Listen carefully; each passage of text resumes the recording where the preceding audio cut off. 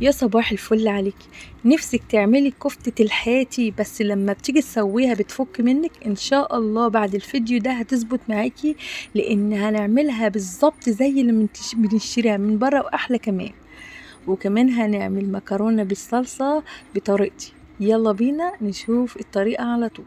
أول حاجة هنعمل المكرونة، جهّزت كده حلة وضفت فيها 3/4 من المَيّة. وأول ما المية غليت معايا هضيف معلقة كبيرة هرمية من الملح. تعالي بقى قوليلي انتي جربتي المكرونة اللي هي القلم الرفيعة دي؟ عايزة اقولك جربيها لان طعمها حلو قوي. هنزل بالظبط كده بكيلو الا ربع. ومن كل وقت للتاني ما ننساش يا جماعة نقلب المكرونة عشان ما تلزقش مني وتتلسع مني في قعر الحل. يعني في وقت للتاني لازم تقلبيها بالشكل ده، وقبل ما ندفع عليها لازم يكون لها عضة كده زي اي مكرونة. تمام كده تمام. يلا بينا نشوف بقى هنعمل الصلصة ازاي. بص يا جماعة، التوم ده ماما هي اللي مفرصاه، يعني كانت متبلاه تتبيلة حلوة كده وفرمته وحطيته في الفريزر. عايزة اقولك ريحته حلوة. لو انت عايزة يعني تتبلي توم وتطلعيه كده جاهز. تعالى اقولك بقى على الصلصة بتاعتي. هنحط كده حوالي 5 أو 6 معالق كبار من الزيت، وبعد كده هنحط نص معلقة من التوم المفروم. واول ما التومة تطلع ريحتها كده هو هننزل بالصلصة بتاعتي. الصلصة انا فرمتها في الخلاط ازاي؟ بص، اول حاجة هننزل بس بمعلقتين من الصلصة المعلبة. ما عندكيش مفيش اي مشكلة. هننزل بالصلصة اللي انا هفرمها في الخلاط. طب انا بفرم الصلصة في الخلاط ازاي؟ بقطع الطماطم عادي، وبعد كده بحط قرن فلفل حراق او قرن فلفل رومي، بيدي طعم حلو جدا للصلصة. تمام كده تمام. وزي ما قلت لك ما عندكيش صلصه اللي هي المعلبه اللي انا حطيتها دي، حطي طماطم اللي انتي هتفرميها في الخلاط، مفيش اي مشكله. هديها بس تقليبه كده اهوت، وبعد كده زي ما انتوا شايفيني قلبت اهو المكرونه تاني قدامكم عشان ما ننساهاش.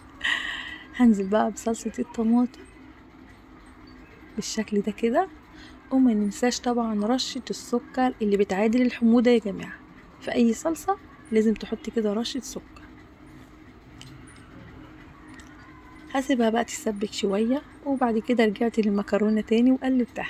شايفين خلاص كده قربت، يعني فاضل لها تكة كده وهدفع عليها. تعالوا بقى نحط الصلصة الملح المظبوط بتاعنا. حطينا الملح المظبوط وشوية فلفل بس مش اكتر من كده، وبتطلع معاكي الصلصة خطيرة خطيرة. جربي كده حطي فلفل وانت كده بتخرطي الطماطم في تعالي بقى اقولك على طريقتي في كفتة الحيتي.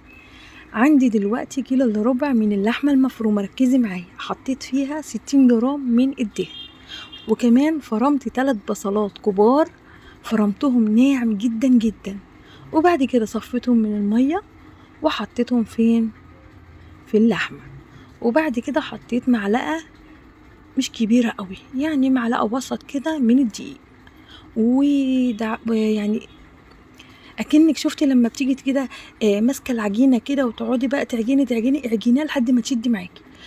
تمام تمام.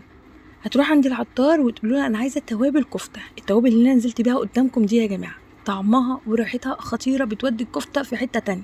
دوقيها، لو لقيتيها مملحه ما تزوديش ملح. انا دقتها لقيتها فيها ملح بس مش كتير قوي، زودت شويه ملح وشويه فلفل وشويه كزبره. والتوابل اللي انا ضفتها دي طبعا فيها كل التوابل اللي تخطر على بالك، ريحتها يا جماعه تجنن تجنن. وطبعا قلبتهم كويس جدا.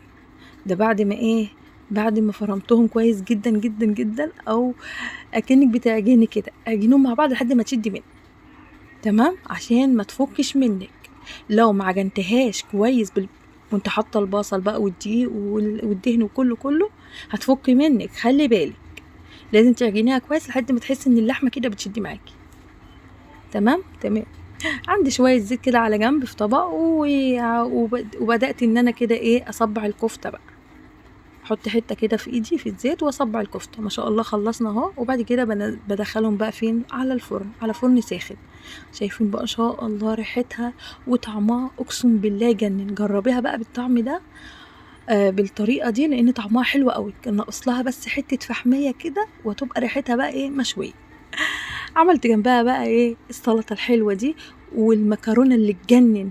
اعملي بقى المكرونة بطريقتي، وما تنسيش تعملي لايك واشتراك للقناة عشان يوصلك كل جديد يا عسل. وما تنسيش تقولي لي انت بتتابعيني من اي بلد عشان ده بيفرحني وبيشرفني جدا. اسيبكم في رعاية الله، مع السلامة.